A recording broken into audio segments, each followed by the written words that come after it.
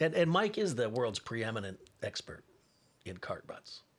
Cart Ruts. I'm not sure if I'd claim that, but yeah. But you Certainly are not the only one I Certainly not know. of interest. Well, there's some others. well, Yeah. you have looked into that phenomena Yeah, a lot. to a greater depth than anybody else that I know. And I don't know who. Now I've encountered. I had not really knew nothing about the phenomena of cart ruts until I met Russ and Kyle Allen, the brothers that I used to do the Cosmographia podcast with. And by the way, people, we're still great friends. We just kind of got pulled in separate directions for a while. I'm sure we're going to be collaborating again. But they took me, and my first exposure to that was them telling me about it. And there's some cart ruts in Texas. Yes. And so I've seen those. And do you have those I do. Yeah, I've seen those as well, several Okay. times. several times? And that's really what prompted me to start writing this paper. Because I Okay. had seen, way back, 2009, the Cart Ruts in Malta. Right. Now, at that time, I didn't know what they were or had any interest at all. In fact, I was in Malta to see the temples there, which were like 7,000 years old, which I was excited to see. And I almost bailed on the Cart Ruts portion of the trip. Oh, really? But I was convinced to see them, and I'm glad I did, because once I saw them, I'm looking at these things and they just don't make any sense. I mean, they're crisscrossing, they're turning and overlapping with each other.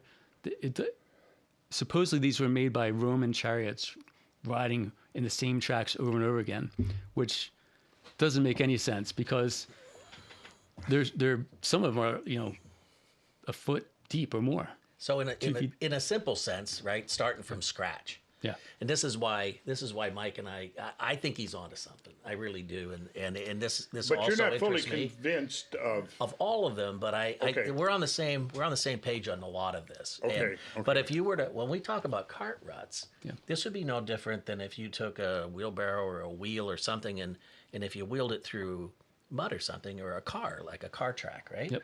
And that's what you see. But these are in stone. Yes. In limestone, volcanic tuff, so in various different types of stone, but primarily in limestone and volcanic tuff. The ones we saw in the air, was Pico. Yes. Yeah, Well, On the the island of Azores. Pico. the ones you saw were probably in Terceira. There are some in Pico. In fact, I've heard that they're on every island in the Azores. No kidding. Yeah. So I saw them in Ter- São Miguel. The ones we saw were very parallel. They sloped down. It was a basalt bedrock that Yeah, scoria. You saw that went right into the ocean. that was And we saw the tracks disappear into the ocean. yes.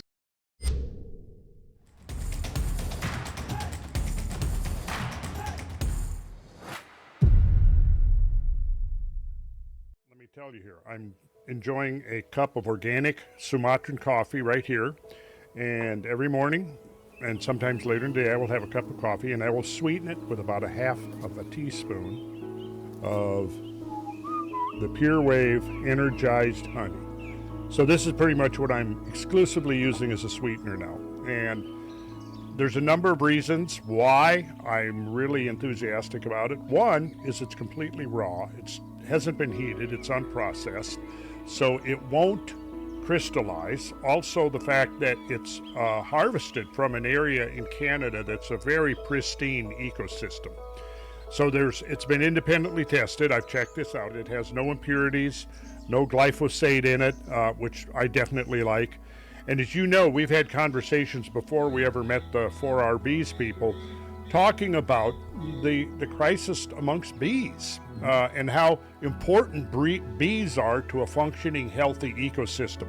Almost 3/4 of the food that we eat ultimately depends on pollinization by the bees. Our friend Brent, that we interviewed earlier in a Squaring the Circle, told us about his work with electromagnetic fields and found that by using certain geometric configurations related ultimately to sacred geometry, interestingly, could definitely improve the life, the health and lifespan of colonies and reduce the amount of colony collapse. And then by using the same system of electromagnetic fields in this energizer, hexagonal energizer that uses magnets, in a configuration, in a tree of life configuration, they found that they can actually energize the honey. And this energized honey is the stuff that I've been using,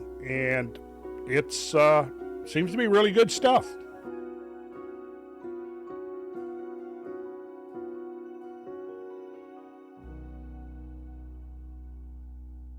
Well, here we are at the octagon table, and I'm about to have a discussion with Chuck Kazina and Michael Bucci. And let's see, where did I just recently see you guys? I think it was in the Azores, Randall. Oh, Yes, it was. in the Azores, right? Yeah, Yeah, you guys were there, right? We were there. Yeah, we were there. I thought you looked familiar, Yeah, but you're not Portuguese. not now. Oh. Almost. Almost. Okay, what were you guys, or well, what were we doing in the Azores? We were looking for Atlantis for one thing. Did we find it? Not quite. Not quite. We saw no, maybe we some did. indications of it, but I yeah. tell you, what we did though is we came away from there, I believe, not finding anything that disproved it. Exactly. No, and when we were there, for me, one of the there was another geologist there, Gabriella, and what we were really looking at is that there's plenty of evidence there. You know, if you go to Iceland, you go to Hawaii, the type of volcanoes that the lavas flow a lot differently, and continental crust is more brittle. And if you really look at it, it lends itself to act more like continental crust out there. Yeah. Yes. Yeah. So it's believable. I Even mean, when you're out area's there, pretty good. you're seeing these islands, and they kind of slope off, then collapse. It's almost like they almost might have been connected at some point, or been part of some Yeah. single unit In and fact, eroded away. the high resolution bathymetric maps that I just got yesterday, that I haven't really had a chance to explore yet, you can see them right over there on my main monitor. And it's not really going to be the subject too much of what we're talking about tonight. Yeah. We'll be talking about this more. Like I said, this is not really the subject matter of tonight's. We're going to be looking specifically at some research that Michael's been doing. And the main reason you went to the Azores, is that correct? Or one of the reasons? One of the main reasons. One of the main reasons. Good. We're going to get to that in a minute. But yeah, I've done extensive discussions about Atlantis and about Azores being the most likely candidate, is the way I put it. And I don't want anybody saying, and let's clarify this, because there's already been some people, well, Randall believes the Atlantis is the Azores. No. Let's be clear. Now, it may be a subtle distinction, but it is a distinction. What I'm saying is not that, oh, this is Atlantis. I found Atlantis. This is Atlantis. No, what I'm saying is that if you carefully read Plato and you read the details, the very specific details that Plato describes in his two dialogues, of all of the sites, 24 sites roughly that have been proposed for the location of Atlantis, I think the one that fits Plato's description the closest is the Azores, because now we know the geology is consistent with possibly that being a remnant of a continental sourced landmass. And in fact, it's even been identified as probably part of the African plate that got left behind in the process of continental drift. So I don't know how you came to that conclusion, whether it was a specific observation or something you intuited, but you made that comment when we were there at the Azores that there seemed to be consistent with continental type crust rather than oceanic crust. Yeah, we were putting our heads together on that. And what you just said about, I think that's entirely, I've known you for a while, that's entirely consistent with your approach. You're looking for the truth. Yeah. And I'm not declaring to have found anything. No. I think what we can say, though, is that the geology that we're aware of now is actually pretty consistent. And I've gone into elaborate explanation of that. The idea of eustatic rise and fall of sea level, isostatic rise and fall of land masses, and the geoid always trying to seek equilibrium. So if you move a few quadrillion tons of ice off the continent, North American and Northern European continent, dump it into the North Atlantic, well, it affects the shape of the geoid. You get rebound where the weight has been removed, and you get depression where the weight is added. And that's a weak area too, right? It's a weak area. You have a plate boundary, and it's a triple conjunction, Yes. and there's a thing called an allocogen, which is one of those in a triple conjunction like that. One of them usually fails. It really isn't as active as this. And here you've got an area where it's if something was going to bulge or move from the weight of ice coming off another part. That's where you'd probably see it because it's the weakest part, right? Yeah. So before we go on, I should really introduce you guys. We're so excited about the topic matter that we're just launching right into it. Chuck Kazina is a geologist, and Michael, you are an engineer. My background's in engineering, yes. Mechanical. In engineering. What specific kind of engineering? Mechanical engineering. Mechanical so engineering. right now we make medical devices and things like that. Okay. So robotic surgery and things like that. And so one of your research interests in recent years has been cart Ruts. Yes. Yes. I got to be careful because even though I'm thinking cart ruts, I tend to say cart rights. And then Haas is not here. we're not talking about the cart rights. No. We're talking about cart ruts. Yes. No. Let's be clear on that. And Mike is the world's preeminent expert in cart ruts. I Cart think. ruts. I'm not sure if I'd claim that, but yeah. But you Certainly are not the only one Certainly I not of know. interest. Well, there's some others. well, Yeah. you have looked into that phenomena Yeah, a lot. to a greater depth than anybody else that I know. And I don't know who. Now I've encountered. I had not really knew nothing about the phenomena of cart ruts until I met Russ and Kyle Allen, the brothers that I used to do the Cosmographia podcast with. And by the way, people, we're still great friends. We just kind of got pulled in separate directions for a while. I'm sure we're going to be collaborating again. But they took me, and my first exposure to that was them telling me about it. And there's some cart ruts in Texas. Yes. And so I've seen those. And do you have those I do. Yeah, I've seen those as well several Okay. times. several times? And that's really what prompted me to start writing this paper, because Okay. I had seen, way back 2009, the Cart Ruts in Malta. Right. Now, at that time, I didn't know what they were or had any interest at all. In fact, I was in Malta to see the temples there, which were like 7,000 years old, which I was excited to see. And I almost bailed on the Cart Ruts portion of the trip. Oh, really? But I was convinced to see them, and I'm glad I did, because once I saw them, I'm looking at these things and they just don't make any sense. I mean, they're crisscrossing, they're turning and overlapping with each other. Supposedly these were made by Roman chariots riding in the same tracks over and over again, which doesn't make any sense, because some of them are a foot deep or more. So in a simple sense, right, starting from scratch. Yeah. And this is why Mike and I think he's onto something. I really do. And this But also you're not fully interests me. convinced of. Of all of them, but Okay. we're on the same page on a lot of this. Okay, But if you were to, when we talk about cart ruts, Yeah. this would be no different than if you took a wheelbarrow or a wheel or something, and if you wheeled it through mud or something, or a car, like a car track, right? Yep. And that's what you see. But these are in stone. Yes. In limestone, volcanic tuff, so in various different types of stone, but primarily in limestone and volcanic tuff. The ones we saw in the air, that was Pico. Yes. Yeah, Well, on the the island of Azores. Pico. the ones you saw were probably in Terceira. There are some in Pico. In fact, I've heard that they're on every island in the Azores. No kidding. Yeah. So I saw Okay, them in São Miguel. The ones we saw were very parallel. They sloped down. It was a basalt bedrock that Yeah, scoria.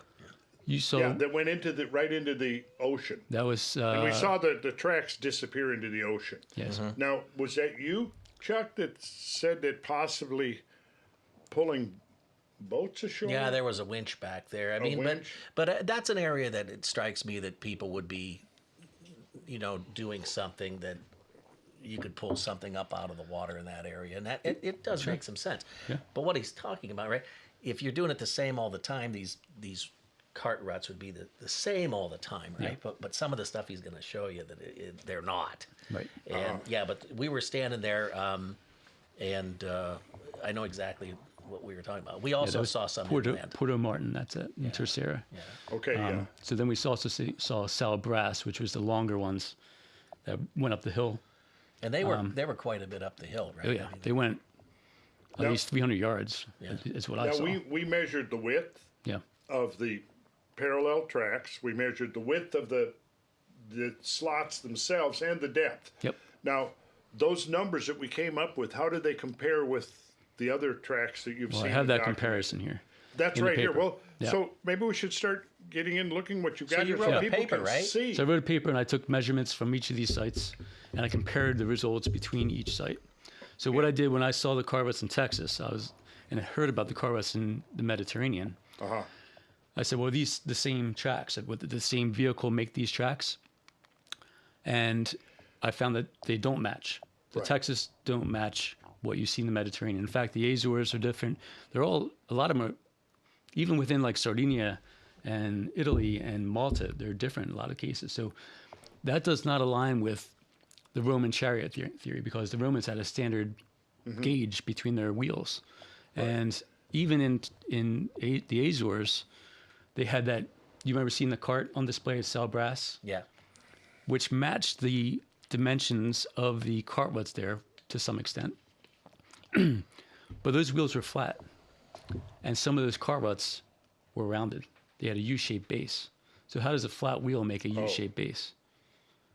So there's also another spot too that I thought was interesting where the rock head was dipped down. Yeah. Right? And then so the rut went through that.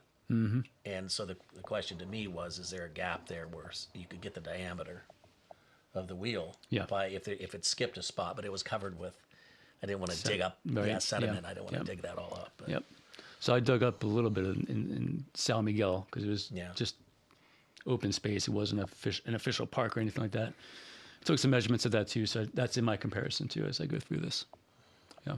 So your paper, that's a recent... I wrote it in 2024, Okay, and I so updated it after our trip to the Azores. You've updated it. Yeah.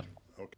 I mean, everybody talks about that. You've actually done work to compare this and try to get your hands around it. Right? And really, I just at first was just taking notes of the dimensions, and more than anything, I wanted to find a way of communicating that information to people that are studying Cart Ruts, that are more knowledgeable than me, because I know people have written papers, a lot of them out of Europe or have written papers about the Cart Ruts in Malta. So I wanted to contribute to that and see, maybe that gives them some ideas as to how these were created and why they're in Texas and the Azores and in Malta. So, yeah. Well, that's what I'm starting to think now is I didn't realize they were that widespread. Yeah. I knew they were multiple places, but when you say just what we were seeing on the map there and 100 places, I had no idea. Yeah. So then finding it just in one or a few locations would be enigmatical enough. But if you get finding them in 100 locations around the world, then it seems like it's some kind of common phenomena and probably a common explanation. And they're spread out, but yet they're also concentrated. So where they're found, you'll find multiple sites in one region. But you won't see them evenly distributed throughout along that part of the world. So, in Texas, you can only find them in Austin. In Austin. Yeah. So then there are some in New Mexico.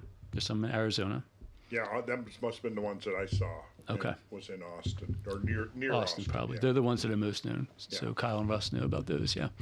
But there's a ton in Turkey. I mean, and they go for a long way. That's what I was going to ask. Is that because I've seen some of the pictures there? When you say ruts, like a cart has a equidistant kind of a thing, but they all don't do that, and they all don't run like a railroad track does for a long way. They're all over, and some run into the water. Yeah. Mm-hmm. And go down quite a distance into the water, underwater, and so that tells really you something. It tells me they're pretty old. Yeah. We're taking a little bit of a detour here to tell a story that I think is going to be valuable. I was coming down the stairs, and I think somebody just ahead of me had spilled a little bit. My foot hit it, slid out from under me, and I tumbled down 3 or 4 stairs to the bottom. I sure banged up my left knee. It was painful, but I was very relieved to remember that I happened to pack my CBD from the gods salve. And I was really grateful that I had remembered to do that. So that night I put some of the salve on, went to bed. Though I've being in the construction and building industry, I've had many falls and injuries and stuff, and I figured I'm going to be laid up with this for a month.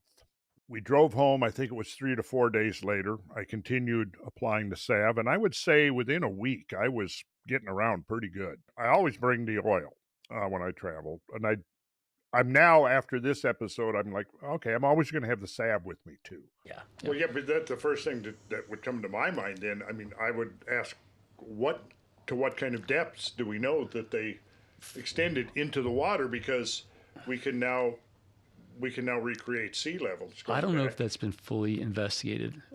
So what I've heard is that they date back to depths that would date them to around 9,000 BC. 9,000 BC. Yeah. Yeah, because what was sea level? 150 feet.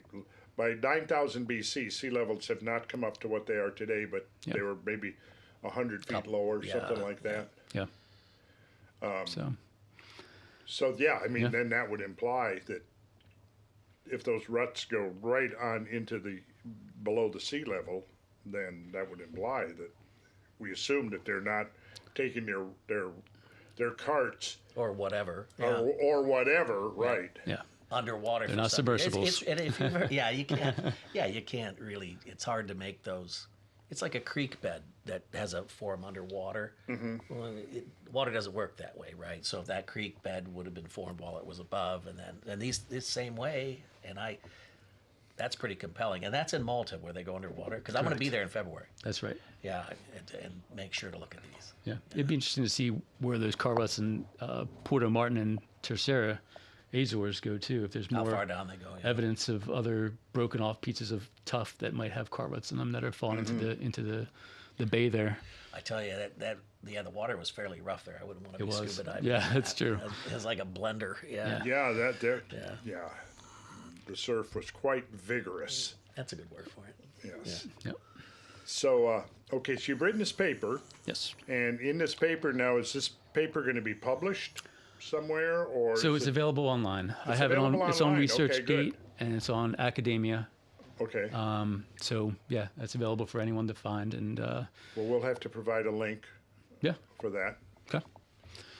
You want to? I mean, is it possible? Even though, I mean, how long is the paper? I mean, how many it's pages? about 20 pages, but a lot of it's photos and data, which is nice. measurements. Yeah, I'm looking at some of that now. Yeah, there's an appendix at the in the back with all the measurements. So, yeah, but basically what I do is I go through and I take each site and describe those sites, and then do the techniques on how I measure them, because an important thing is the measurement technique. So a lot of people will measure Cart Ruts from the outside of the track, but that's not going to be consistent, because you might have more erosion on one track than another. Okay. Or you might have a turning track, and at that turn, it's going to get wider, because those wheels are going to come out. Just like a car, you're going to have the wheels will overlap from each other and form a wider rut, and thus a wider gauge. So it's important to measure the inside of the rut and the outside, so you can determine what the midpoints are. And once you do that, then you see that consistency. So our eyes naturally see a Cart Rut and naturally see the midpoints, and that's why we see them as parallel. But if you look at just on the measurements on the outsides, you might not see that. It might not look quite as parallel. So. Yeah, because I'd like to fit two things into this as you go through. Yeah. When you get to it, we could focus on. One of them is one of my favorite is pozzolan, right? Yeah. For the pozzolanic cement. I know you've done experiments with that on your own. Yep. And also then if you have these are in different types of materials, right? Not only limestones or what could be pozzolan. Yep. And I hope you have time to Yeah, talk yeah, about we'll that a little definitely bit, 'cause get into that's- that. Yeah, that's how I'm interested. Because is it cut into it, or if is it squished out? I mean, how these Right. things are formed. Exactly. Yep. Do you think there was heat involved? I do. I do. And I'll explain why. I mean, really, it comes down to if you take limestone and you expose it to heat, roughly 1,000 Celsius, I don't recall what it is in Fahrenheit, but it will, that limestone will become quicklime. So it emits CO2 and becomes quicklime, which is the basis for concrete. Yeah. And then you add water, and it will form a slurry, slack lime, and then over time it will harden. And that's the pozzolanic Yes. reaction Well, that we're talking that's the limestone cycle. So the pozzolanic, that's where you would add You volcanic would add tuff. volcanic tuff to it. So there's right? different aggregates you can add. So that's part of the experiments as well, which I can show you some images. But I use different aggregates like soil, clay, sand, Volcanic and materials volcanic. work really well. Yeah. Yeah, So and that's really the basis for Roman concrete. Yeah. And it gets harder, and it's still getting harder to this day. Exactly. Yeah. Okay, so Michael, you have written a paper. It's about 20 pages, you said, with an appendix and plenty Measurements. of illustrations. The Yes. appendix is the measurements. The measurements, I mean, that's only a page or two. There's Okay. also, references and credits and things like that. So, but yeah, a lot of it's photos and illustrations. I try to explain how I measure things and what I'm trying to show and demonstrate. Okay. Yep. So you do have some pictures here you can share with us. Yeah, so maybe maybe we start and then just introduce everyone to Cart Ruts and what they are and what they look like. So this is what you see here, Round Rock Memorial Park in Texas. Okay. So this is one of the sites in Texas. This is the one near Austin. This is near Austin. This is in Austin, and Okay. there's another site called Bull Creek. Okay. And so what you have here is these tracks that go through the limestone along a creek bed, and then into the creek, and it looks like they continue into the water for some way. Now, that seems pretty straightforward. Some people say that they were created by water. However, you can't quite see here, but there's a second track that veers off up to the north. And then there's another track over here, which are filled in with limestone bricks. And that was because in 2024, they were doing renovations on this creek and cleaning it up, and the whole thing was just covered with mud and tracks from skid steers and all kinds of heavy equipment. But the Cart Ruts survived it, even though these shovels were scraping across the limestone. There was one point that was damaged, but for the most part, they held up very well. So if I scroll down a little further, So this is your paper then. What, This is what it. we're seeing. Yeah, This is that's- it. That's pretty neat. yep. So you can see these they lead about 75 yards, and you can see the tracks here, very parallel. Water would not do that, Yeah. No. No. and you can see them cut in here. Do you have a zoom function on there at all? I do. Yeah. There we go. Now I can. Okay, so now we're looking. Those are ruts. Those are ruts and limestone in the Ruts creek bed. in limestone. So according to the plaque at Round Rock, this is from wagons from the early settlers in the 1800s riding over the same path over and These over. are. That's what they're saying. Okay. Now, I have a hard time believing that people would ride their wagons through a creek over the same track for a long distance. Right. I could see them crossing the same place, but I don't see them riding through the creek in the same place. There's no reason why someone couldn't go off a little bit to the left. Well, I mean, if it is limestone, so the ruts are embedded in the limestone. In the limestone. Okay, so that's where it makes no sense, because you could go 1,000, Yes. thousands of carts across there, and those carts, the wheels on those carts are wood. So, They may have been lined in They, iron. They could have had iron bands on them. okay, even if they did have iron bands, how many trips would it take over precisely the same route? And how deep are these? They vary between different sites, but typically about 2 to 3 inches at this site. but At this site. at this site, some of them go a foot or two. Yeah, the ones I we know saw in in the Malta. Azores, I think, were deeper than that. Some of them were deeper, but Malta has some really deep ones. Uh-huh. Yeah. So, I mean, it would seem like you'd have to be running the carts over the same exact track over and over again. And I mean, as far as bedrock, I mean, you could have all kinds of things on there. Yeah. I mean, I'm trying to think of some examples where I've seen heavy vehicular traffic over bedrock and you don't see anything at all, No. really. As far And as, you don't see the skid steer marks or anything like that even. Well, no, and it's interesting. What interests me in almost all of these, if you're pulling it, if these were made when it's soft, you're pulling it or pushing it or doing something with animals or people, whatever. But there's no footprints in between. Right. Right. Exactly. And I have a slide coming up that shows some that I found I saw in Massachusetts, where they were created by wagons in the 1800s and early 1900s. And Okay. you do see hoof marks in those Okay, situations. so it's worn down. And that's in it's worn peat. down in the middle in It's peat. it's in peat, and it's solidified and got harder because it really? got covered in sand. So it's still soft compared to this, but you see the hoof marks. So if this was, Because I could see traveling in a creek bed if it's the easiest thing to do, Yeah. but staying in the same track over and over, and Yeah, would be that's- pretty tough. Yeah. and those tracks in the Oregon Trail, you do see that center path where the horses had created erosion in the They have center between them. shoes. Yeah. Yeah, Right. shoed. Now, the thing is, for something to create this size track, it would have to be a large wagon. It would have to be a stagecoach or something to that level. I forget. I think it's called a schooner. Is one version. Conestogas. Yes, exactly. But I'm not sure what the typical.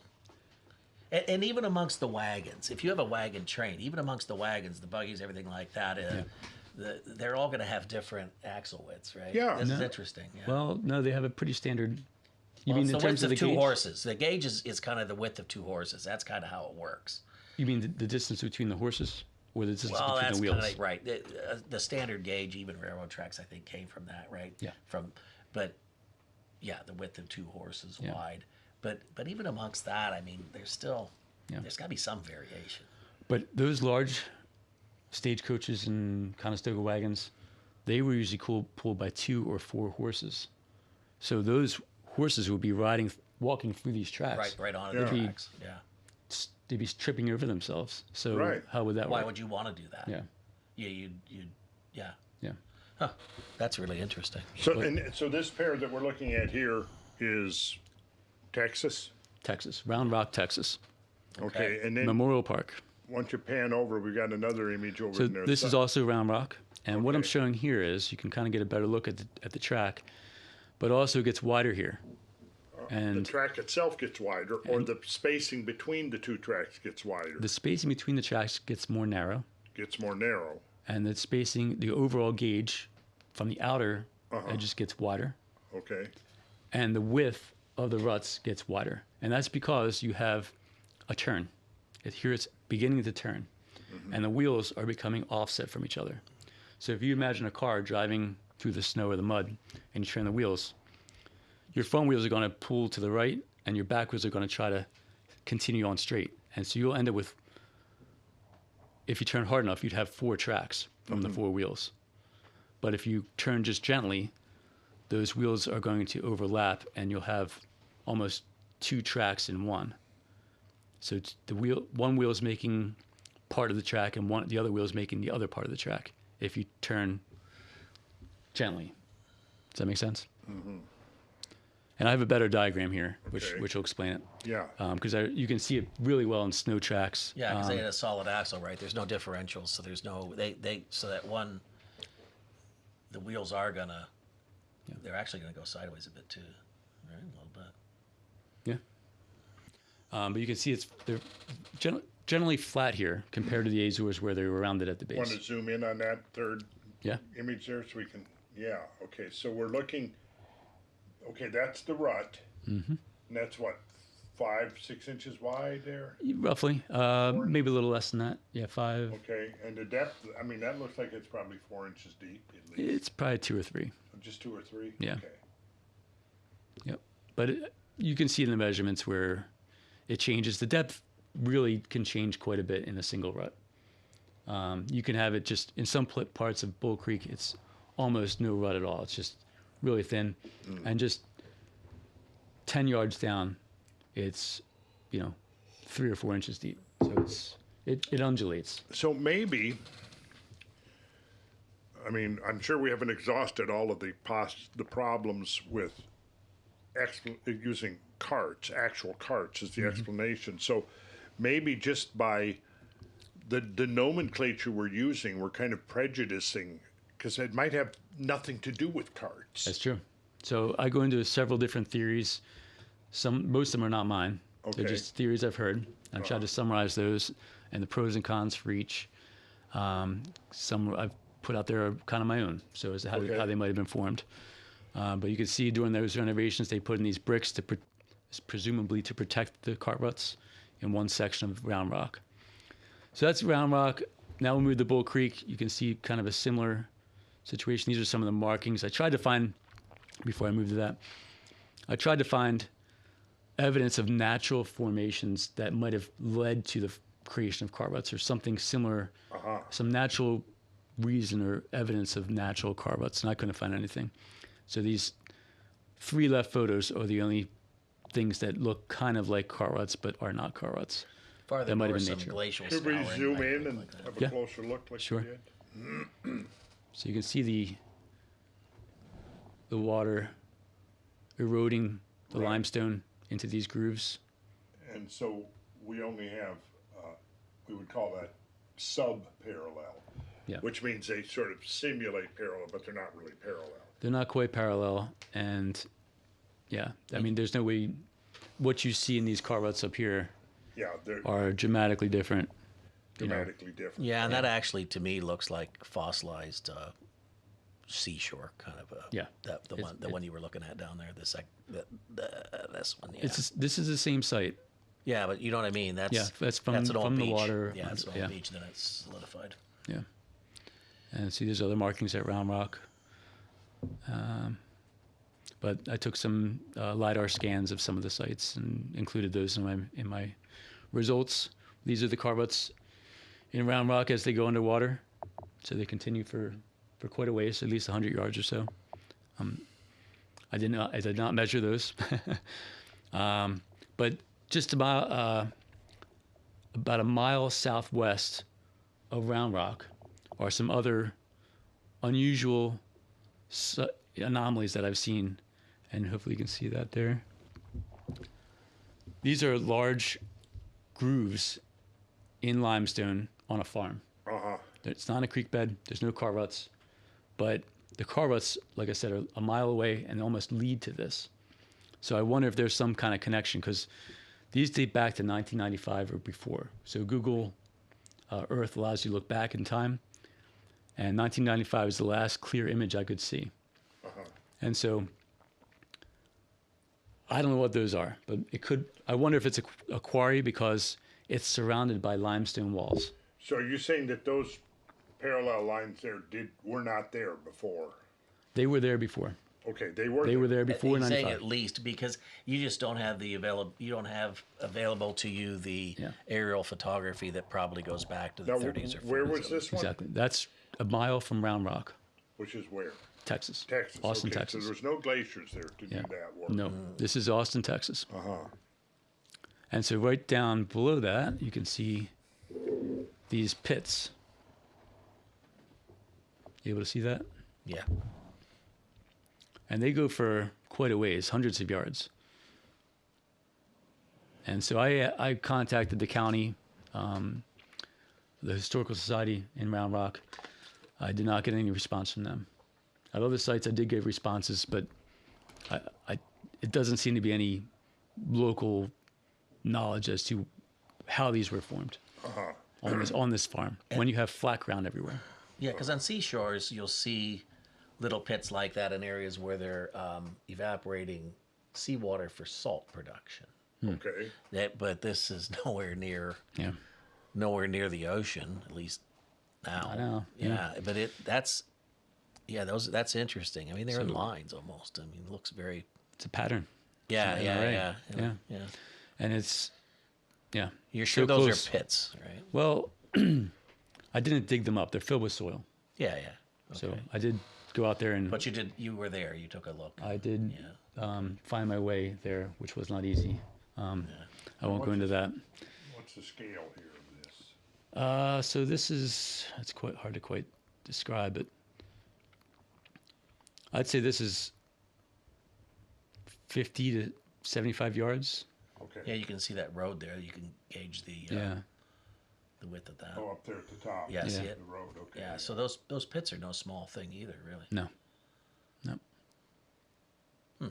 So found that. Here, what this is you're looking for an analogy in natural phenomena, is what well- what this is about, and I mean what it's suggesting is that this is not really similar in a way, but definitely departs in a lot of ways from the cart tracks themselves. It's just another anomaly local to those Cart Ruts that might be. So this is in the region of the Cart Ruts. It's a mile away or less, Okay. and it has these stone walls. I think I included a photo here. Because there's solution weathering you can see in some of the areres, but that's pretty regular for that. Yeah. It's surrounded by these limestone walls, at least on 3 sides, Like a quarry. and you can see there's patina on there. This is not dug recently, so that's one side. There's one on the east, west, and north, I think it is, and so this is another wall, and so they're not small. That's a good 10 feet at least. Yeah, Surrounding those, and even though that farm is flat, everything is flat in that area. So it could have been a recent quarry, but you know. Interesting. Yeah. All right. And these are the Bull Creek Cart Ruts. You can see this path here, Oh yeah, yeah. and a second path here. Zoom in on that for Sure. us. Oh yeah. I don't have a great image of this, but So okay, so you've got two and they're merging. they don't quite merge; they overlap. They overlap. Yeah. So there's actually 4 tracks here, four ruts, 2 tracks. Consistent with? Yes. Do we know the bedrock lithology here? This is limestone. This is limestone. Okay, Yes, all- and I have all the limestone specific again. type of limestone as And well. this is still Texas. This is Bull Creek, Texas. Bull on the- Creek. So okay. on the western side of Austin. Okay. Yeah. And so these are some other images of it.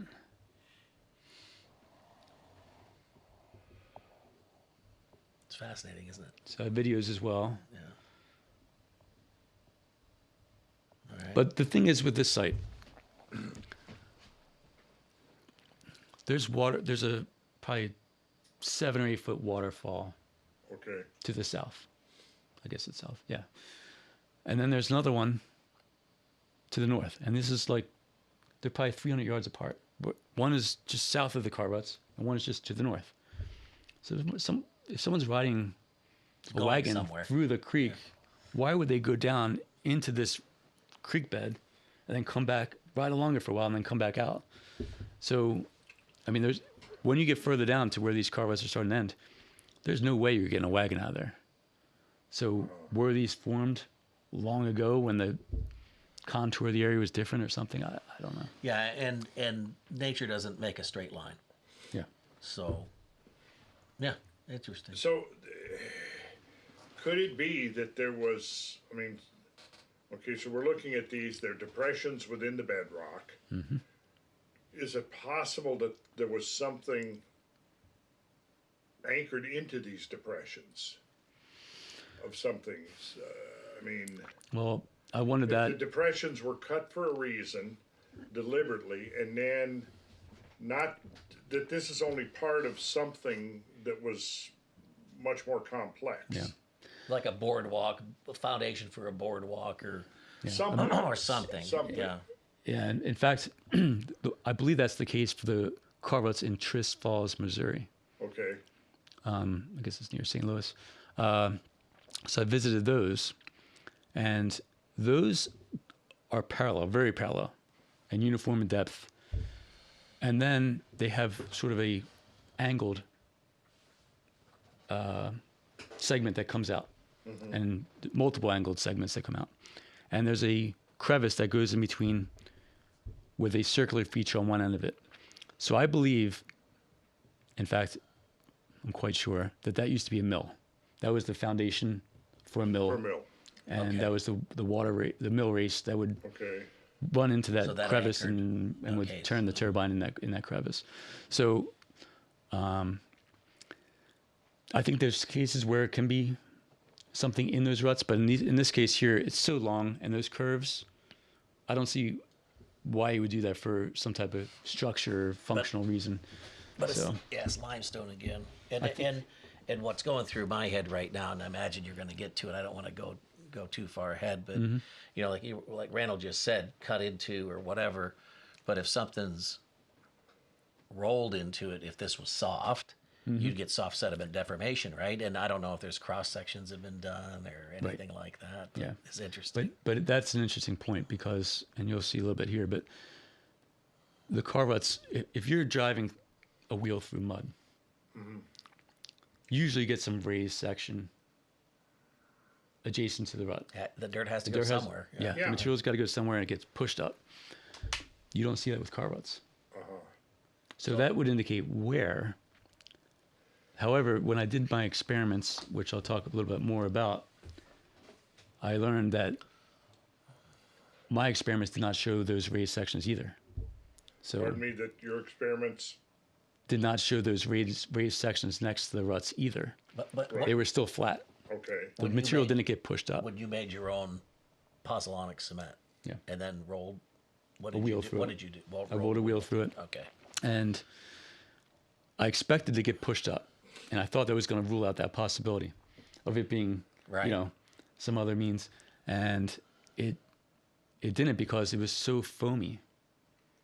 After the reaction, it's an exothermic reaction, and so you're having this bubbly mixture, and it hardens, and after it's still foamy and collapses instead of being pushed down and pushing this material up. It all just collapses like a cake. But again, there's no footprints in between. Right. Make that rut, but don't leave another mark. Is there Right. any kind of evidence of vitrification or heating associated with any of these? I have not seen evidence of that. Yeah, at this point. Yeah. So then, somehow there was obviously energy expended to create these things. We Yes. assume they were created by humans as a Wheels. deliberate act Yeah. for some reason, and they must have had a purpose. I mean, I don't think they're just, hey, this would be fun to do. Let's see if we can make some parallel tracks in the bedrock here. Well, I think he's going to show you some of them aren't parallel at all. Yeah. Yeah. Okay, some of them aren't parallel at all. You mean the pairs or the? Well, some of them are all over the place. I mean, There are some that. Well, you mean the single tracks or? yeah. Yeah. And there are some cases where there's a single rut, without a pair. But usually the Cart Ruts Single themselves rut. are parallel. If there's two If Cart there's Ruts, two of them, they're they'll be generally parallel. parallel. Okay, good enough. unless they're naturally formed, which is rare. I don't but- see how that could Yeah. happen. Okay, so we could then assume various scenarios here. We could assume that something temporarily renders the rock plastic. Yes. So, and that's where the heat and the introduction of heat might come in Yeah. by turning that limestone into quicklime and adding water, and that would make it into almost like a mud, where you could form ruts and it will harden again through that limestone cycle. Okay. Then we get, okay, just hypothesizing that that's part of the process. Then that brings us to what were they doing? What were they up to? And does it seem like it was a consistent? What this is almost implying to me here is there's something technological going on here. We're going to assume that they're not just doing this independently around the world because they're superstitious or something. Hey, we've got to make these parallel lines Yeah. to worship our God or whatever. Our God wants parallel lines, so we're going to create parallel lines. Yeah, I get Well- it. Yeah. No, they must have had a reason for doing it. And often it's a practical reason. A practical reason, yes. Okay, but then, So then that gets us to what would the practical reason be? Yeah. Now, if somehow energy was involved, there was heat, okay, that's one thing. If we want to be the more, prosaic explanation, would say, well, they gouged it out Yeah. using just simple mechanical means and mechanical tools. But then, wouldn't you see evidence of chisel marks or something like that? Exactly. And we're not seeing that. We're not seeing that. We're not seeing that. There are some cases in Malta, especially where you see perpendicular cuts between the ruts in some sections, almost like they were squaring off sections between the ruts. And so that's one of the theories, that it was actually quarrying. You take two parallel lines, you cut one perpendicular, another perpendicular, and then you dig under and you pull out your rectangular block. And if you do that consistently, then you have square rectangular blocks along the whole length. Okay. That explains two straight tracks, two straight ruts. But the curved ruts, that goes out the window. Yeah, I can't. Why would you bother Yeah. making, unless you just had a death wish trying to. Right. And then there's some theories that was actually for traction. So if you had horses or whatnot, you'd have something to grab onto with your foot and pull harder with. If you had that sort of perpendicular cut. I don't buy that either, but So Yeah, so a standard explanation is what? That they're wagons just wagons and chariots. Carts. with wheels, not skids, but wheels. Wheels. Now skids, I talk about that as well, but that doesn't line up well either, because when you have a curved track, especially with enough depth, Yeah. those sleds are going to Yeah. get binded up. Yeah, they're going to bind right up. Yeah. Yeah. And then that also led to the theory of drag lines, where you have almost like pulling a stretcher. You have two Travoy. posts. A travoy. Yes, exactly. Yeah. So you're pulling, some weight sitting on these two sticks. You're pulling behind you and creating these drag lines. And that would work in mud. But are you going to be able to make consistent tracks like that over and over again? It wouldn't leave a flat bottom like that. No and way. it would also, again, push it up on the sides. It's almost like someone was, and that's why I like the pozzolan, the cement. It's all, we poured a concrete driveway one time. We lived in Kentucky, and we had it all really nice. Then the neighbors let their dog walk across it, and then we had to chisel it all back up. And it's almost like this. It's like there was this, okay, we're going to flatten out this area with this concrete that we just made, and then drive over it. Yeah. Like I like things to make sense, Right. believe it or not. People that know me don't believe that, but it's true, and it just doesn't make There were archaeologists, decades ago that actually tried to recreate them over limestone, dragging travoy over them and riding wheels across them. They couldn't do it. Because that's not surprising. as you're dragging across limestone, they're bouncing around. Yeah. The sticks Yeah, are no, it bouncing around. just The wheels isn't are gonna work. You get pulled different ways. This It is would never happen. crazy. Doesn't make sense all over the place. Wait, I'm sure there's more here. Right? So I'll keep going. And they go underwater here as well. But these sites are not connected. However, if you follow the topography, the blue is the Bull Creek. I'm sorry, the red is Bull Creek, and red up here is Round Rock Memorial Park. But if you follow the topography, you could connect them with this yellow section here. So maybe there was some single path that these cart ruts were leading to. Like a relic creek bed or something, or relic or flat. Yeah. So then we go to Walnut Creek. This is where I was trying to find additional cart ruts in the Austin area. And so this is just south of Round Rock. And so I found these almost cart ruts at that site, but they're still not. Now those are. still not I represented. recognize this stuff. This is fossilized creek forms and wave forms. Yeah. I'll zoom in there. Now these kind of made me wonder, because there's times where you have the water being diverted through algae and whatnot down one track and forming a rut. But they're not. There's no probably second a crack rut. there it's working on. Could be, yeah. And it forms these grooves here, but they're not parallel. That's what you expect to see in nature. Right. They're not consistent. Parallel lines in nature. Yeah. So what I think could have happened is you could have something like this and as water flowed over it, a flood or what have you, it would eat away at this back surface here and keep eating away that pit and creating a rut. But it wouldn't be consistent. When water flows, the lowest energy, like in a mature stream, the younger stream might kind of flow straight, kind of. But eventually they start to curve because that is the most efficient way for water to flow. That's right. And so you start to, on the outside curves of the bank where the thaw wag is or whatever, it erodes out there, deposits on the inside, eventually starts curving back and forth. So straight lines that's why you never see them. The water will flow like over an unconsolidated floodplain. It will meander. Yeah.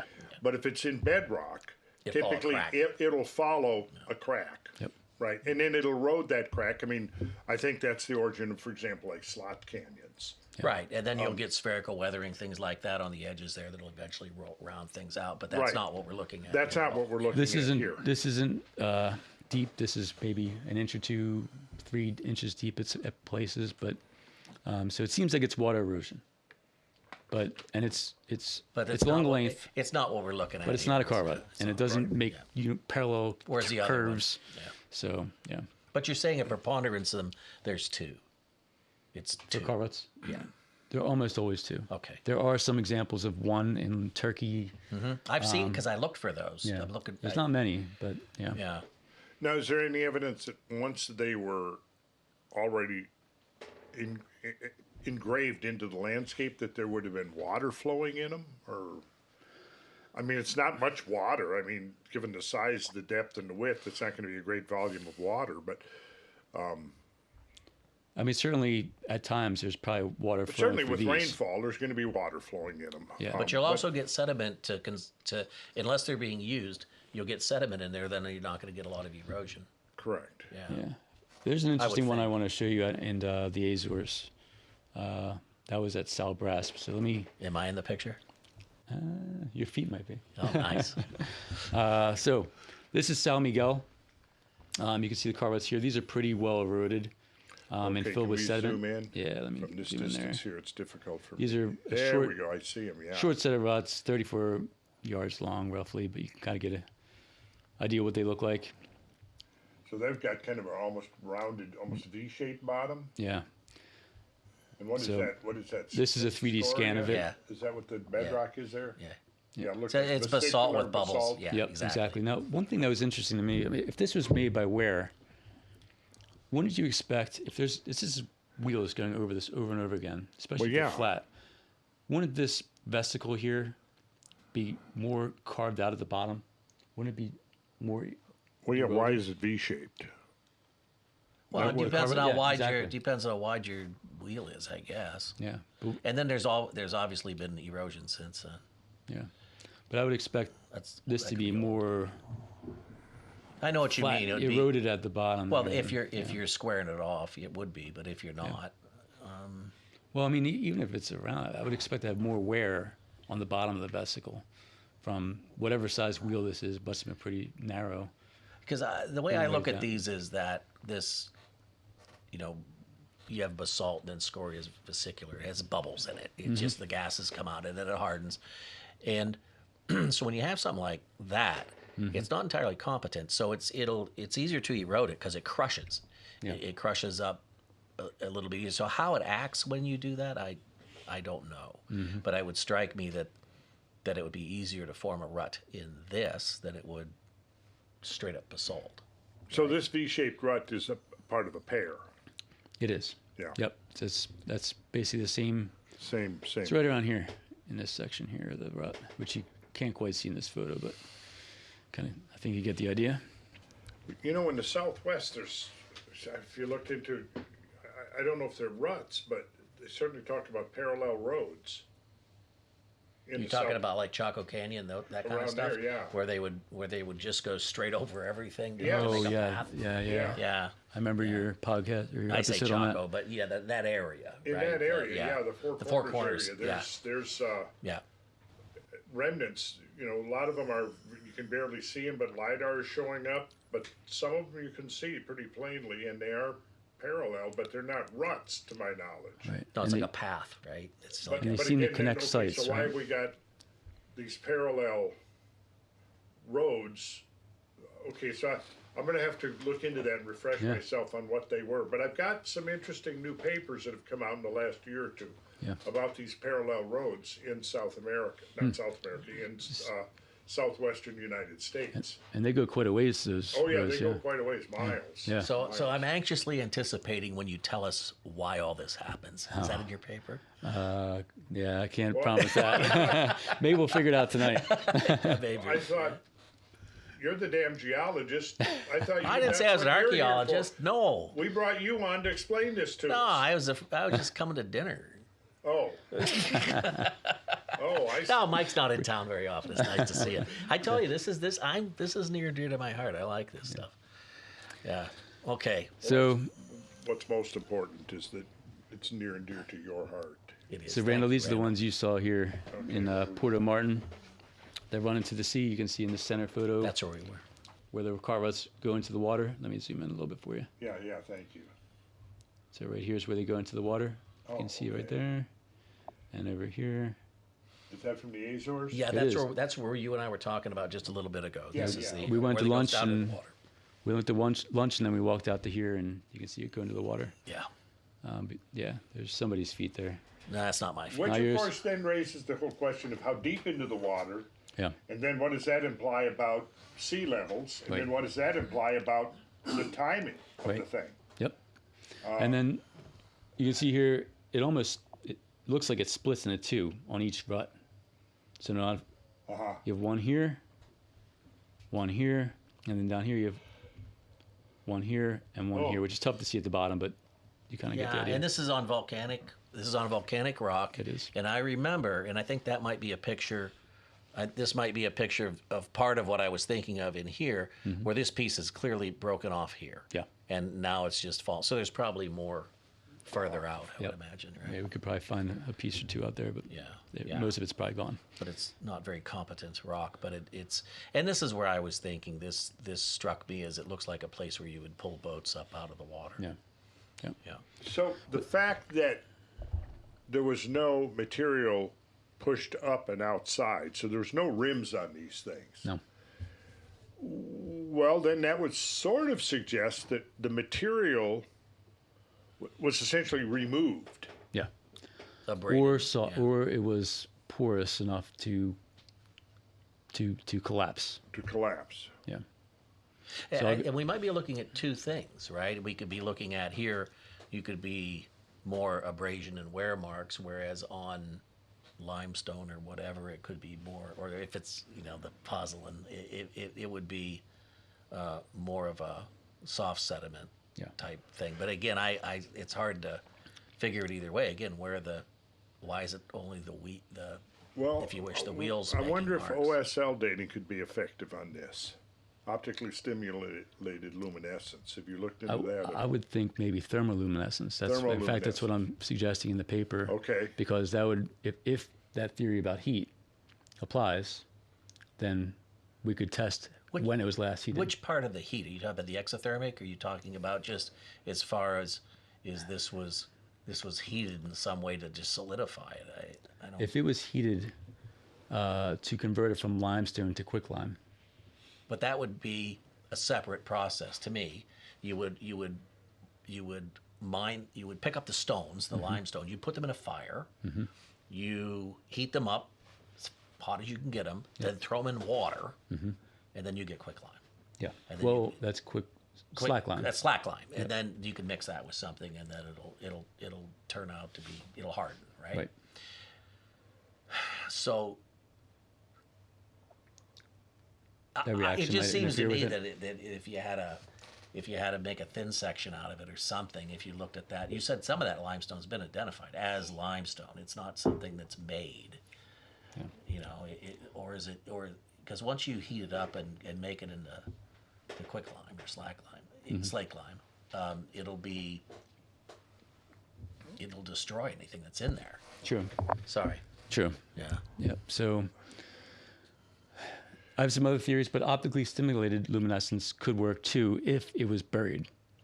Okay. So Yeah. if we found some Cart Ruts that go into rubble or what have you. If Potentially, we assume could test that. The excavation of the tracks Mm-hmm. was more or less instantaneous. Mm-hmm. Like, I mean, if it was done even mechanically with machinery or with chisels, we could still think of that in a geological sense as instantaneous. Mm-hmm. So you remove the material. Now the inside of the troughs there are now exposed to the atmosphere, to the light, basically to the light, and one would think then that that's when the reset would begin from that point. Am I on the track here, Chuck, or am I? Well, I don't know. I'm still trying to grasp what it's going to get you in the end. Yeah, it That needs to type be of buried so it can build up a charge from the radiation. Yeah. And if once it's exposed to the light, it resets. It resets. So if it's always exposed, you're not going to be able to test it. But if it was buried, then you can at least determine maybe when it was buried. Well, if I was which to go still out and I was doesn't to tell you when it's chiggle- made. Chiggle. If I was to, Yes. That's a Minnesota word, I think. if I do that, Yeah, right. oh, maybe that's the solution here. Yeah, we said we were going to find it. So yeah. So if I was to chisel, That's it. chisel, that's the word I was looking for. I was to chisel out a chunk of rock, Yeah. assuming I chisel that out, at that point it would reset, right? Yeah. But what's it going to tell you? That's what I'm looking Yeah, if you for. chisel- right? Well, if you I'm trying to chiseled it figure out, yeah. just trying to come up with, I mean, we don't really know the age on these things, right? Yeah. So we kind of don't know the age. It might be helpful to know the age. We don't know the procedure, the process, other than it certainly does seem like what Chuck said. I mean, they must have had a practical reason for You would it. hope. Yeah. And It do seems you get unlikely. into that in your... When I can't see a practical reason, and once you've been to Malta, it looks like they were drunk off their ass, riding chariots around or something. Because these things go all over the place. It just Wait a makes minute, what no did sense. you just say? Flying chariots around. Well, look, if the day-to-day explanation comes up short, then you got to start thinking outside the box. Yeah, that's Yeah. right. Yeah. Yeah, right. true. Do you have a picture of anything from Malta in here? I do. Oh, Okay, man. yeah, I'd like to we got to see see them that. all. So this, I'll just finish up Sal Brass here. This is another site in the Azores. You guys remember seeing this, right? Yeah, for sure. This one I found interesting because you get the double tracks again. But then this one here, this is a LiDAR So scan. there's two sets of double tracks. Yeah. Yeah. Okay. Yeah. See one over here, and then one over here, and one over here. There were a lot of farm fields up here too, so to me it makes sense. This would be an easy path out of that area. Yeah. And then you have this track here, which what's happening here, this is a cart rut. Okay. And I believe water erosion is creating this center track yeah. within it, which makes you wonder of a natural, way of forming car ruts. But again, I don't see how it could be consistent.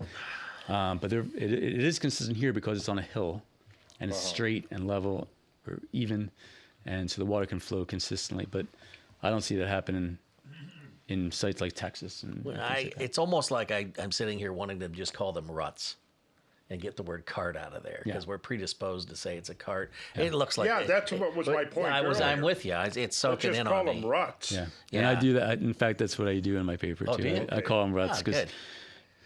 not all of them are made from carts, most likely. But this one here is interesting because it doesn't have another side to it. It's just sort of gradually slopes down, which that you might see Yeah. from a cart. You might see people, and over time, it's drifting further and further to the right. Sure. So, Okay. and then we get to the last one here. This is one in Pico. This was actually fairly long. This is probably 100 yards long. This is on the island of Pico. Pico, northern side by the airport, yeah. And so this goes on quite a ways. And you see the double ruts again. You have two tiers. That's one thing I talk about is when you might have a rut at this depth, and then right connected to it is step. another rut, like a second tier of step, yeah. So Which would be you would presume was older. Yeah. That and those marks in the center, that's just flow marks from the lava. correct, yep. And these were not, and get this right, we talked about that while we were in Pico because some people thought, okay, well, the lava's hot, then you're going to drive over it. And no, Yeah. Well, I have a theory about that. I agree with that yeah, part of it. it's hot. But- believe me, you're not going to be putting a rut in there. So you can see these Cart Ruts are over these completely fragmented rocks. Yeah, I have a hard time believing these Cart Ruts were formed when these rocks were in this condition. that's correct. Right. And it I would have taken agree some with time for that amount of erosion to happen. So that. So the ruts were carved, and then the rocks Yeah, broke later. yes. yeah, they probably That's were my- cracked in the first place, and again, the Right. weathering would work on the edges, and then Yeah. Earthquakes or erosion, Yeah, what have yeah. you. But I don't see that having happened in the last 100, 200 years. no. So, and then these Cart Ruts, I'll just talk to the middle photo first. They run right under this wall. So this is a Farmer's wall. farmer's wall, but it's been there for quite some Can you time. zoom in even more. Yeah, There we go. Yeah. Okay. and you can So see they it go go under the right, wall. right in, under the wall. And there's other sites that have that too, but So what that would imply? What the carts were? I mean, the ruts were created, and then somebody built the wall later. That they're would right on have to top be of the it. Yeah, on case, top of it. And on the other side of it, Position. on the other side of it, they paved over the other side of the ruts. So these continue to run along the seacoast. Okay, so the north then coast. whoever cut these ruts there, then they left the pallet behind. Yes, that's a Right. clue. Yeah, that's I think an it's a important clue. clue. Did you get that? I got it. I I do. see you I took got a it now. picture of it. I mean, Yeah, yeah. I think we just solved it. But Well, you we can see see, some parallel lines there. Yeah, it must be. It's maybe where you just drag pallets. That's what this is. That's all what about. it is. Just Yeah. so you can see these vesicles again, but not just on the sides, but they're on the bottom too. Yeah, as they would be, right? That whole piece of. Yeah, you have tuff there. Yeah, so it's more vesicles than scoria. Maybe I don't know. Doesn't Yeah. matter. It's volcanic. Some of the peak sections of it I would expect to be kind of broken down more than the thicker sections, but and then the 3D scan. are there any examples of these in granite or diorite or any igneous? I rocks haven't like that? seen those, but there is some a small section in Turkey in basalt. In basalt. That's what this is. Yeah, but I mean it's solid. Yeah, competent rock. Yeah, right? Solid. so, rock, yeah. That's a good question. Yeah. Yeah. Okay. So back in 2009, again, I was in Malta when I first started getting into this, and you can see some of the photos there. But you can see. Let me zoom in here. Quality wasn't as good back Yeah, then. these are but- this is the area, if you recall, that they go down into the water. So these could be all quite old. Yeah, and much thicker in these photos. Some are thin, some are thick. They go uphill, they go downhill, they crisscross, they overlap. It's just chaotic. I mean, someone named them Clapham Junction, like the train station in England, because Do you have a vertical? Do you have Aerial? a plan view? I don't have an aerial. You know what? If anybody wants to look that up, they should, because when you see this from an aerial view, it's crazy. It's crazy. And, That there's these plenty look of papers on these too. Pretty substantial in size. Yeah, these are thick. I only saw a small segment of them, but I'll get there's you some- plenty of them I'll there. get you some new Yeah, pictures. Yeah. That would be good. So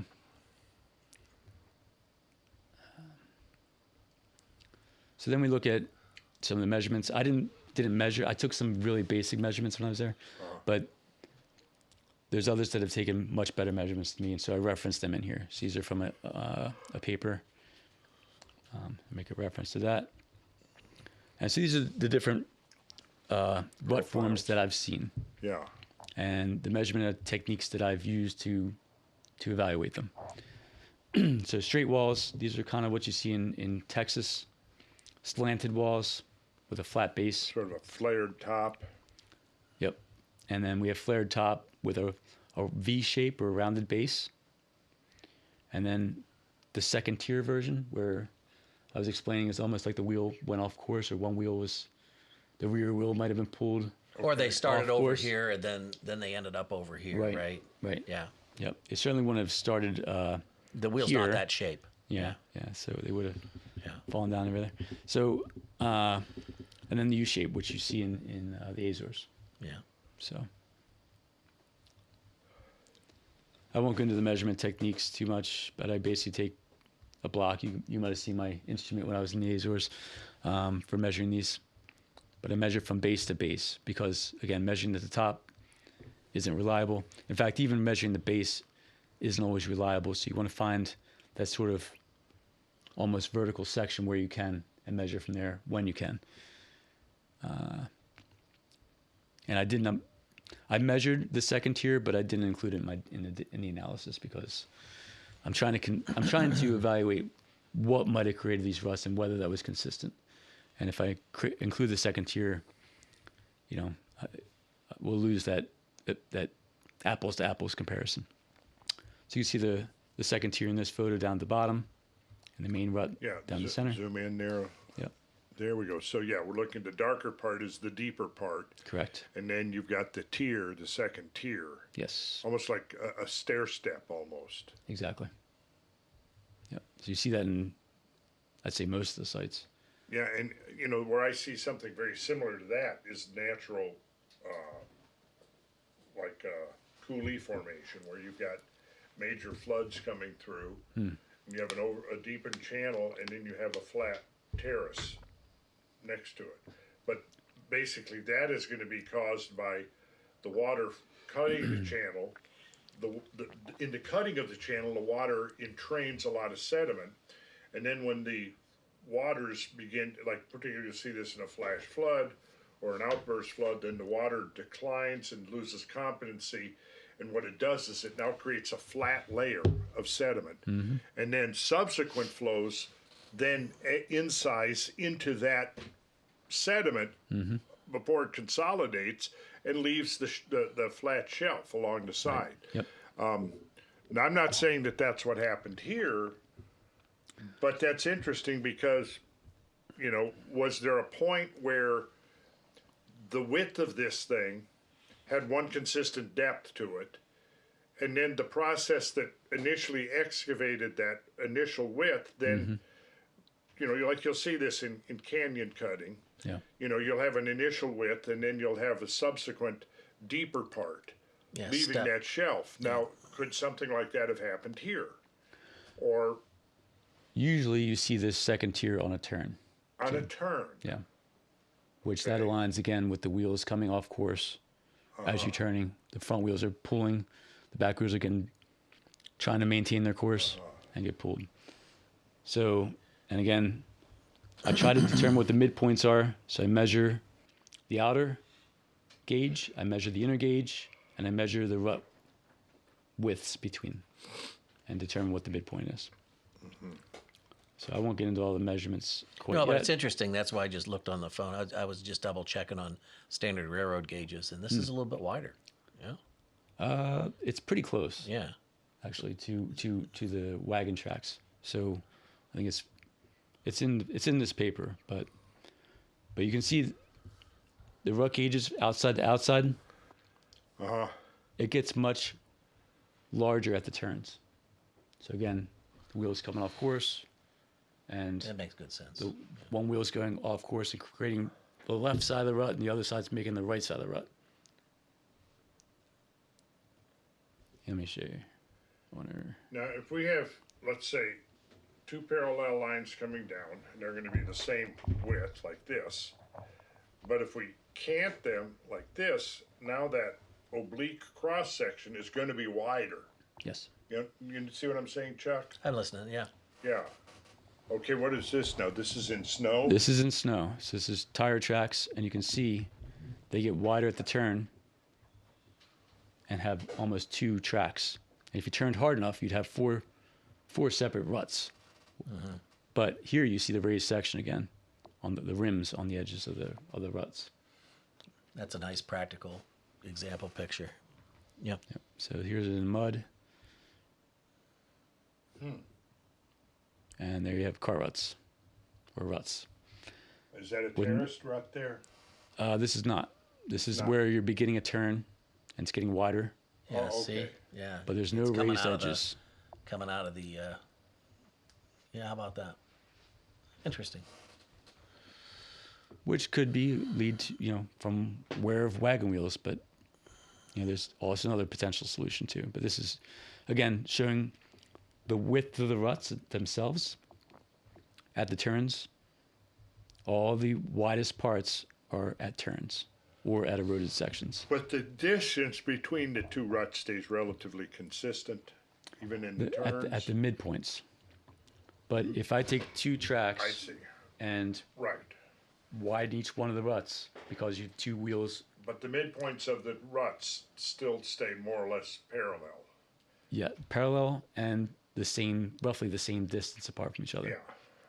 From one rut to the other. Okay. Yeah. And so you can see that here. You can see at the turns, it's Yeah. still consistent. Yeah. Okay. That's good. So it's just a diagram of what the car ruts look like when there's measurements. And we talked about that. So here's the comparison between Texas, the Azores, Malta, and standard wagon or chariot wheels. And this will be is in your paper. This is in the paper. So let's, Anybody who wants to download this, it'll be all these images. Now, do you have a digital version of it? I mean, it is digital. you can download the PDF. You download the PDF so that people can zoom in Yep. on the imagery and study it for themselves. Yes. Or you can view it online through Can do it ResearchGate online, or okay. academia. Yeah, I'm not putting this out there to make money. I'm just trying to put information out there to Solve a problem. help other people. Yeah. You know, maybe someone can figure it out Did because I donate sure a little can't. money, it might give you some resources to do more research, Yeah. right? And that's what you're trying to do is more research. And connect with other people that are interested in Connect with other people and connect the dots and try to make sense out of this. this. Yeah, some of these photos that I have in here are from Hugh Schneider, cartruts.de. Okay? So fantastic website. He's got the most comprehensive list of sites with Okay. a lot of coordinates for each and photos of each. So he's been traveling the world trying to map these out and get And photos so of the everything. website again is so we can post it along with Cartruts.de. Cart Ruts. So he's from Germany. Oh, cartruts.de. Yeah. Okay. Uwe Schneider is his name. Yeah. All So, right. and then there's also Manuel, who you might have met in the Azores.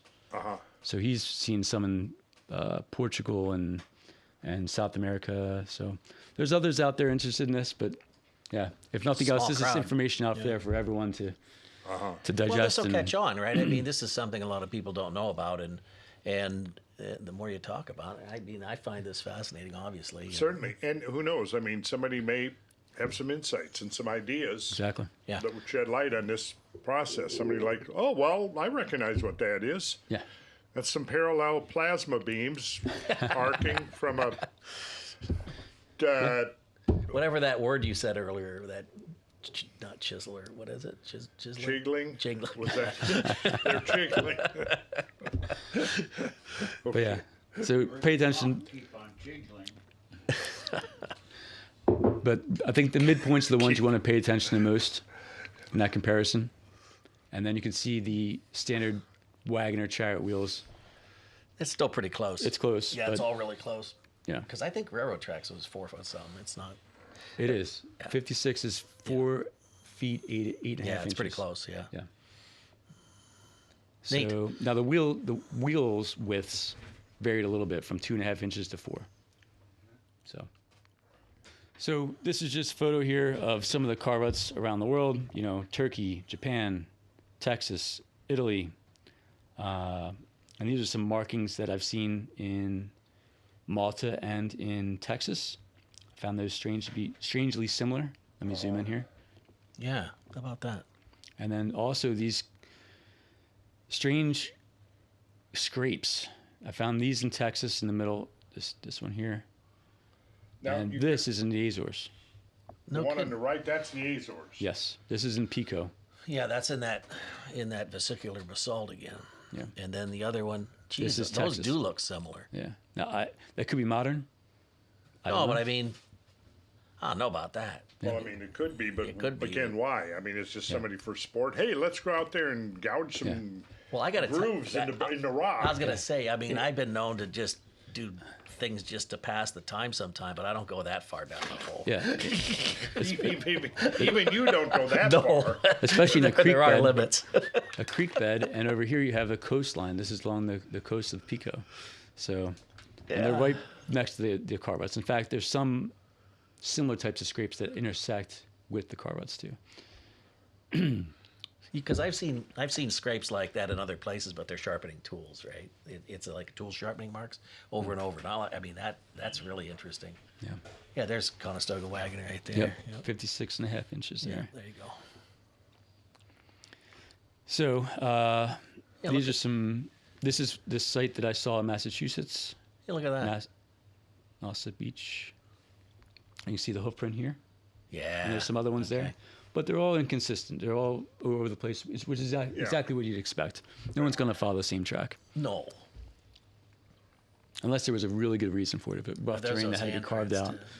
So these are near the Oregon Trail here, near Gurnee, Wyoming. So there's Cart Ruts there, which are attributed to settlers crossing, the Oregon Trail. Okay. But these are right, in that area.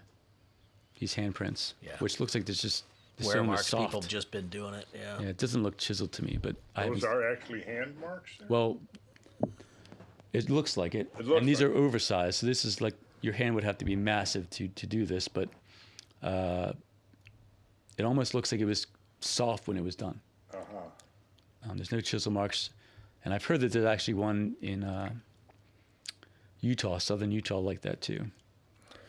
So, but this is the Cart Ruts in Oregon as well, and you can see that center path where they're presumably walking along. Yeah, Or something. Yeah. the animal So left his track. just for the sake of speculation, could we then conjure up some kind of scenario where the rock is being temporarily softened? Yes, so that's where I'm going with it. Oh, that's where you're going with Yeah. it. Okay. So Now, in the Mediterranean, I'll go through some of these other theories real quick. You have wagon ways, which was made for lifting ships out of the sea to be worked on.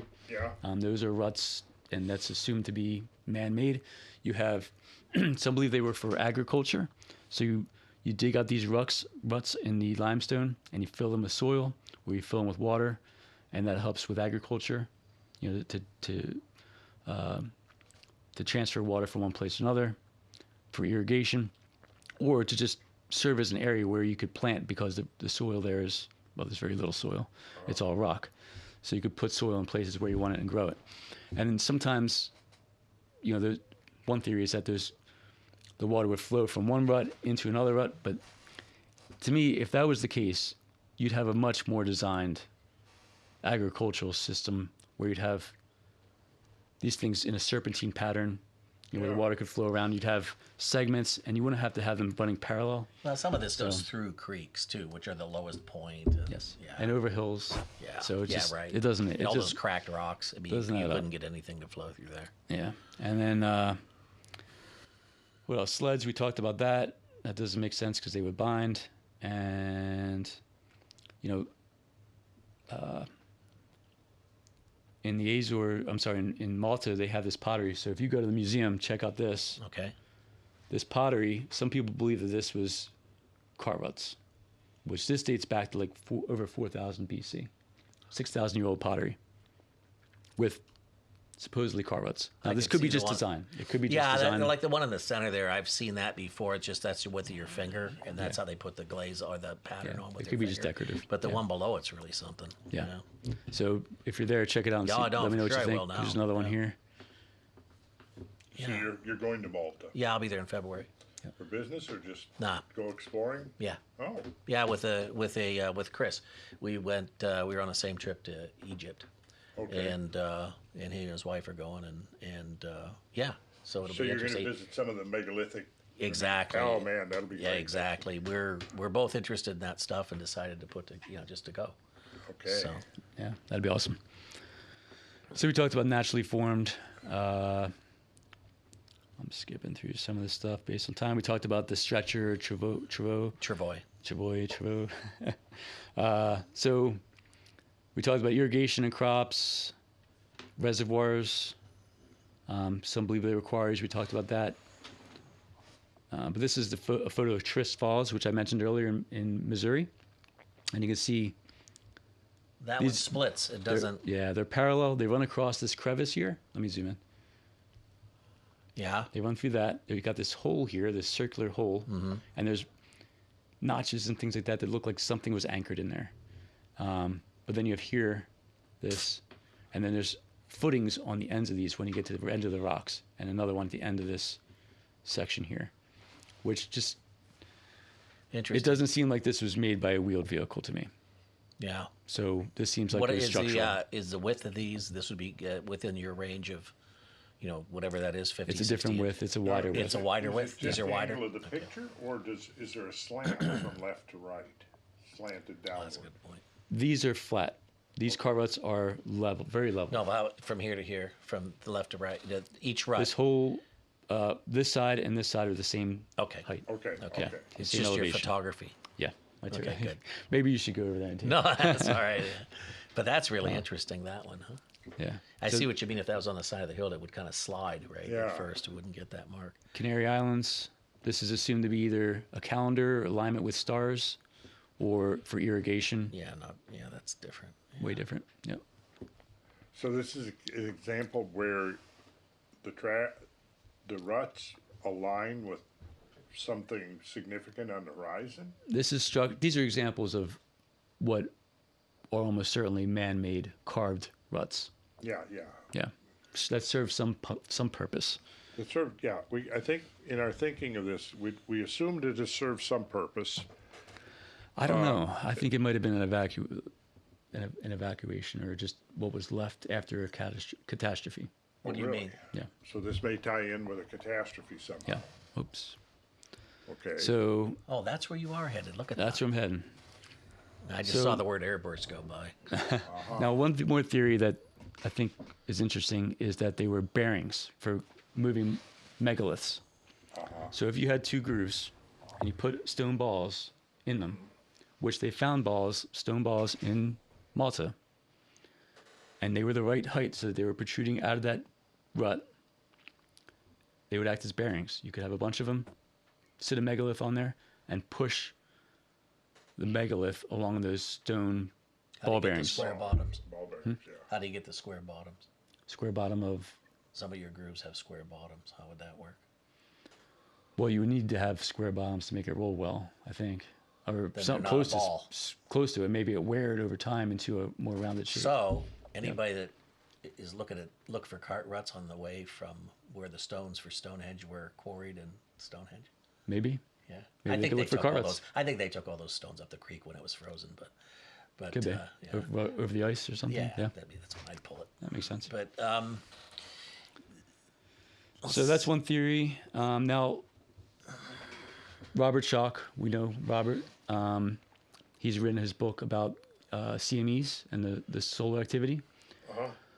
So one theory is perhaps a solar event created plasma, essentially lightning, hitting the Earth, heating sections of it. So if you had a limestone and you had a touchdown, plasma touchdown, lightning, massive lightning, you could heat up that limestone to the point where it would become quicklime. And then water's reintroduced and becomes that slurry, almost like a mud. And then whoever, poor soul, survived might have pulled a cart through it and created those car ruts. And then over time, those car ruts hardened again as they were exposed to But then you'd time have and water and footprints. CO2. yeah, Footprints. Humans might not be heavy enough to do that. well, that yeah, I know. I Or hear ya, the waste distributed better than like a hoof print. But Yeah, I was just sitting here trying to think of. So we just had a big plasma burst, and all this part of the Earth is all scorched up, and I'm going to go tell my wife, "Hey, let's get the cart and go right where that happened." well, they might be better they're getting out of there. Yeah. Yeah, I guess if you have to get out of there, but Quick, we got to get out there before that rock yeah, but I hardens. want to see it. Yeah, I gotta Well, go see there'd be what nothing happened. left in the I'd area be the to first survive, person down right? there too. Because, yeah, we'll pull this cart through this molten rock here, and they'll really be trying to scratch. No, their these are heads good over this ideas. one. I'm more just. I mean, that's how I think about things. But this is interesting. Similarly, if you had a comet and you had air bursts, you could have radiant heat or the blast wave, bringing extremely hot material or air to the surface of the limestone and superheat it to the point where it become quicklime, and you go through the same process again. Water's reintroduced, becomes this sort of mud, and whoever survived goes through the mud and leaves their tracks. And in some of these cases, like I was talking about in Malta, there's tracks everywhere, helter skelter. That makes sense to me, because it's just like let's get all our stuff out of here. But this is what I was saying before too. Now this doesn't work for the volcanic stuff though. Doesn't, right? Right. So you can have two things, right? Well, you can. Why not? So look at that.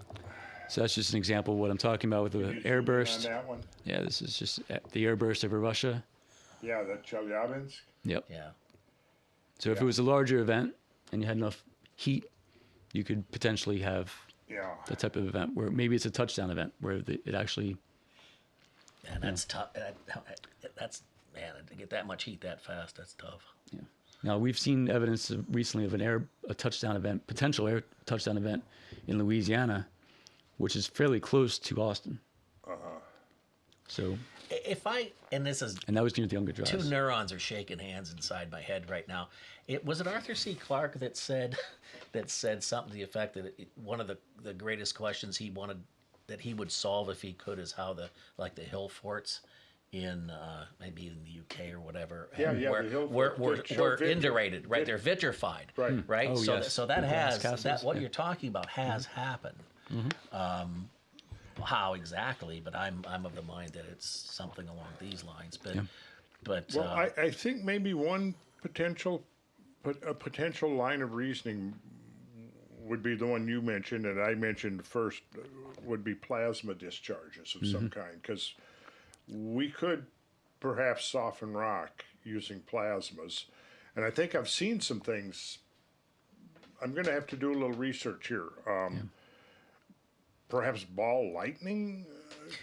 But if you have rock, limestone, let's say you have rock. Let's go these let's just pretend the creek's not there. Because if you have rock that has moisture in it, if you're going to heat it up that fast, it's going to explode. Well, and the melting point would be lower because you have what's it called? Flux melting. So if you take, I'm talking about this in the next section. It's good lead in here. I don't know. It seems to be. I honest to God, I haven't gone through this, and I'm not feeding you. It just seems to be following a logical, very logical. You're dragging me along with it here. It's interesting. Well, thanks for listening. But so in this case here, when we went to the Azores, all of a sudden that theory goes out the window, right? Yeah.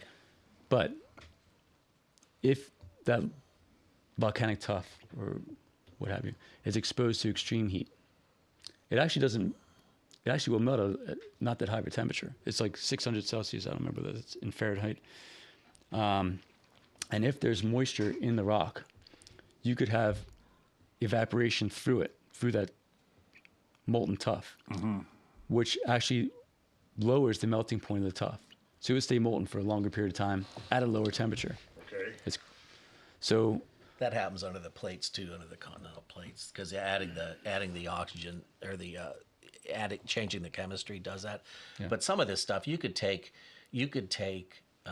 obsidian and put it in an oven, a casting oven, not a home oven, but something that gets quite hot, and it will foam up and make a glass foam. That's my next experiment. You want some? I'll give you some. I got it at the house. I could have brought you one. I got some. Yeah, I got my samples. I could have brought you some. Yeah. We'll have to exchange something. I've got the oven too. But that's, so I know what you're saying.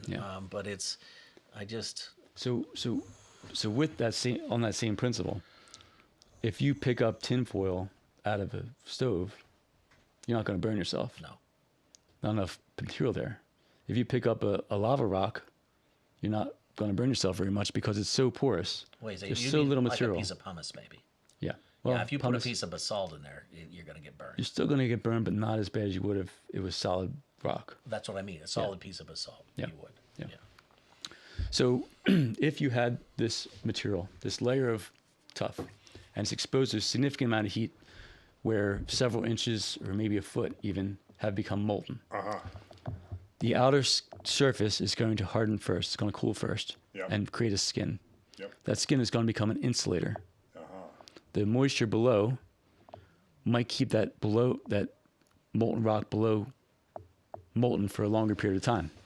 Okay. And you could potentially walk on the surface because it's so insulative. The thermal resistance drops so low on that surface. So even if you molten rock below you, you might be able to walk on the surface. And there's actually evidence of that in Hawaii. People walking over these vents. But how long? And these windows, they call them. Yeah, It's a long shot. You're losing me a little bit. Yeah, it's because the amount of heat in an area like that is so intense. Yeah. But you can, if it's cool enough and the lava's deep, the molten rock is deep enough. I don't know about the water part of it, but it's that's a tough one for me because and I'm adding that to what we see. Yeah.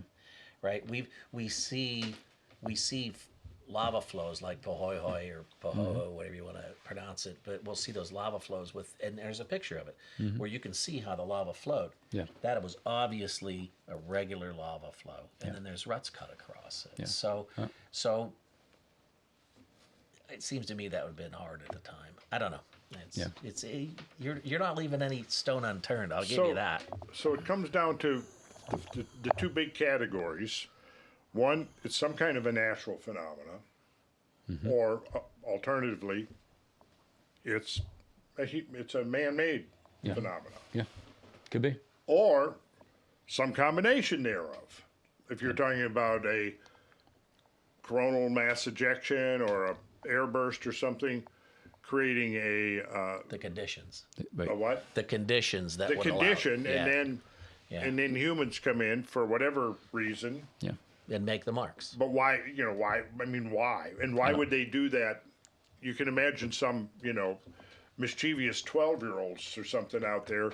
Yeah. But 100 sites around the whole world, which suggests to me that there's got to be some practical somewhere behind this. There's something going on there, something more. There's some missing pieces here, and I'm going to lean towards, and maybe this is going out on a limb, but I'm going to lean towards something technological, and try to think of some rationale for why you would do this. It's kind of like the crop circles. Yeah. I'm thinking of the crop circles, and thinking about the crop circles. Are they man-made? Are they not? What do you think? Could be a combination, right? Well, let me put it to you this way. When you look at some of these elaborate formations out in the fields, I mean, they're extraordinarily elaborate. They're very precise. They're extremely detailed and intricate, right? Well, like Rowan and I, we go out and we're going to lay out a house. And it's maybe a rectangle with some offsets and all that. Takes a while. And we'll go out there with a crew, and all day we'll be out there laying out the building lines and so forth to get this rectangle. Maybe some cases we've built octagonal structures, so we'll go out there and we'll lay out an octagonal structure. But when you go and look at some of these crop circles, you're seeing these intricate things that were not there when the sun went down, and they're there when the sun goes up. It's a lot of work. Now let's just take the most basic, the Occam's razor. Yeah, it was people that did it. Okay, nothing magical, nothing there, just people did it. Okay. Well, I mean, from my own limited experience that we've had laying out things precisely on a landscape, you would have to have a team that had rehearsed for months.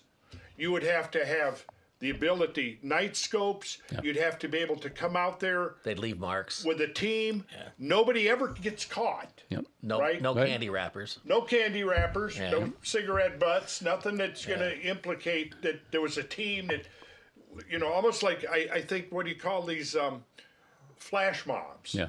Well, a flash mob they rehearse and rehearse and rehearse and rehearse, Yep. right, to do it.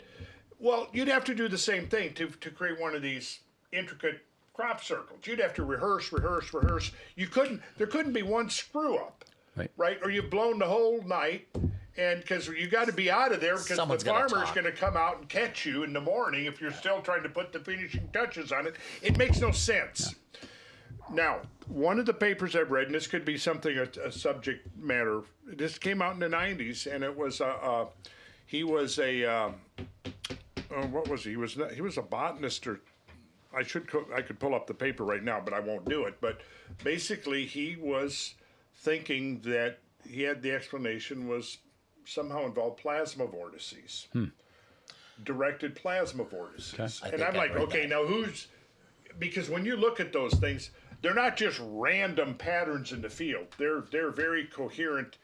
There's obviously intelligence behind them. Yeah.